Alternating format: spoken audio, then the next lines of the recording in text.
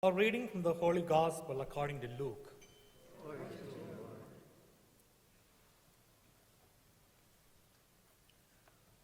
On a Sabbath, Jesus went to dine at the home of one of the leading Pharisees, and the people there were observing him carefully. He told a parable to those who had been invited, noticing how they were choosing the places of honor at the table. When you are invited by someone to a wedding banquet, do not recline at table in the place of honor. A more distinguished guest than you may have been invited by him, and the host who invited both of you may approach you and say, "Give your place to this man." And then you would proceed with embarrassment to take the lowest place. Rather, when you are invited, go and take the lowest place, so that when the host comes to you, he may say, "My friend, move up to a higher position." Then you will enjoy the esteem of your companions at the table. For everyone who exalts himself will be humbled, but the one who humbles himself will be exalted. Then he said to the host who invited him, "When you hold a lunch or dinner, do not invite your friends or your brothers or your relatives or your wealthy neighbors, in case they may invite you back and you have repayment. Rather, when you hold a banquet, invite the poor, the crippled, the lame, the blind. Blessed indeed will you be because of their inability to repay you, for you will be repaid at the resurrection of the righteous." The Gospel of the Lord. Praise to you, Lord Jesus Christ.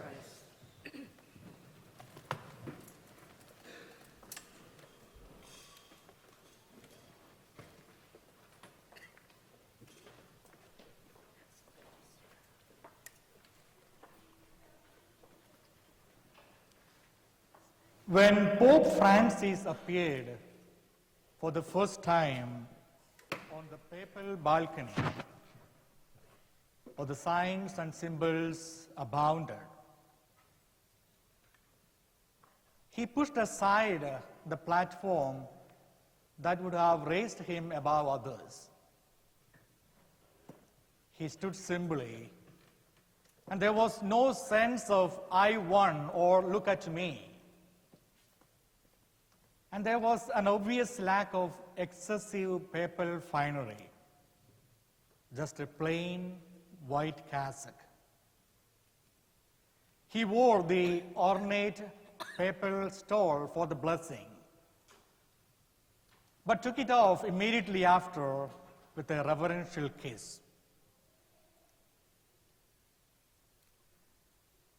And the magic moment, of course, was when he asked for the blessing of the people before giving his own papal blessing.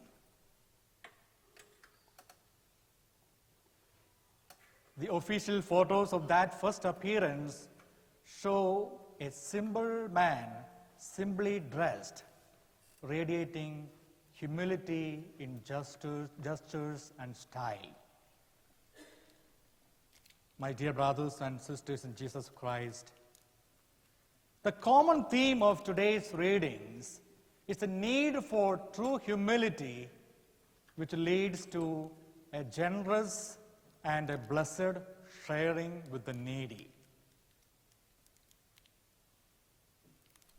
They also warn us against all kinds of pride and self-glorification. And these readings present humility not only as a virtue, but also as a means to open our hearts, our mind, and our hands. And they present humility as a personal responsibility for authentic Christians. Now the question is, what is humility? Very often, humility can be identified with retreating into the shadows until called forth, selling ourselves short. That, of course, is a caricature of humility. But humility is all about keeping our feet on the ground. It is a virtue of being honest and real. The humble persons realize their real worth and the truth about themselves and the truth about others. The humble persons are always honest with them and with others about who they are. And they also acknowledge that whatever abilities they have, they possess, is a gift from God. And the thanksgiving to God, rather than self-congratulations, is a response of the humble persons to the ways God has graced and gifted them. Our Blessed Mother Mary exemplifies the virtue of humility in the opening words of her Magnificat prayer. My soul proclaims the Lord.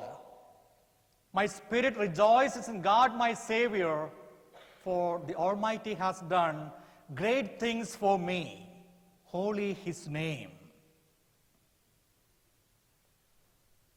Mary knew that she was greatly favored, but she also acknowledged that it was due to God alone, not to herself.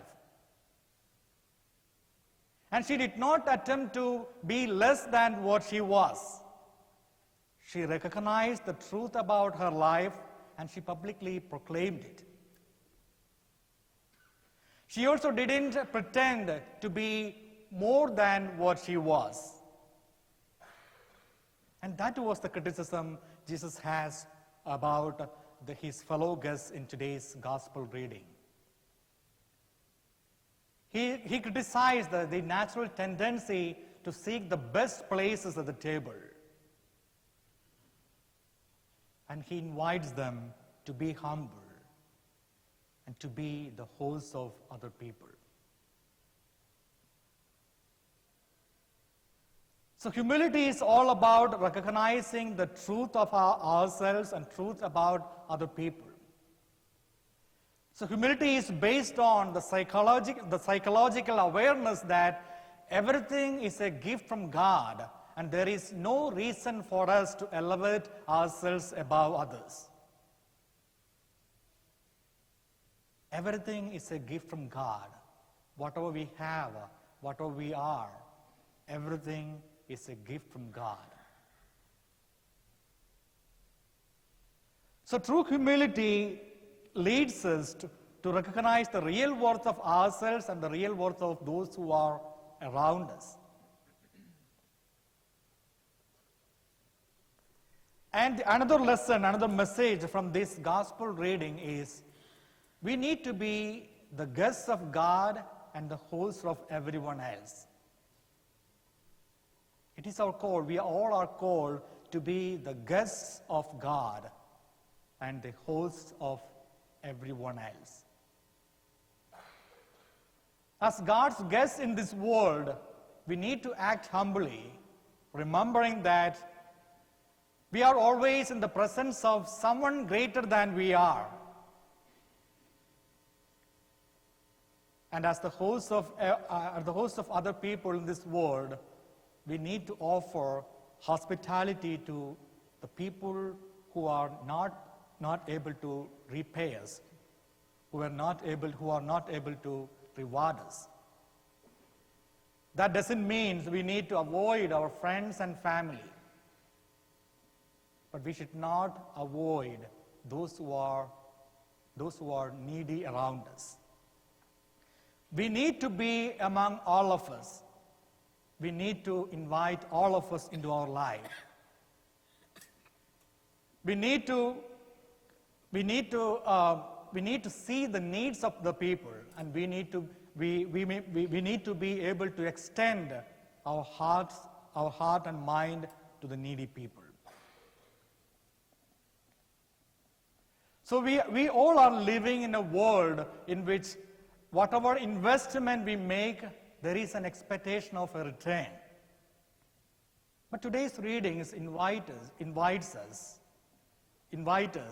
to live in a parallel universe, a universe of God's kingdom, where whatever investment we make, especially the investments we make for the well-being of others, has no expectation of any return other than the return God chooses to give us in God's own time.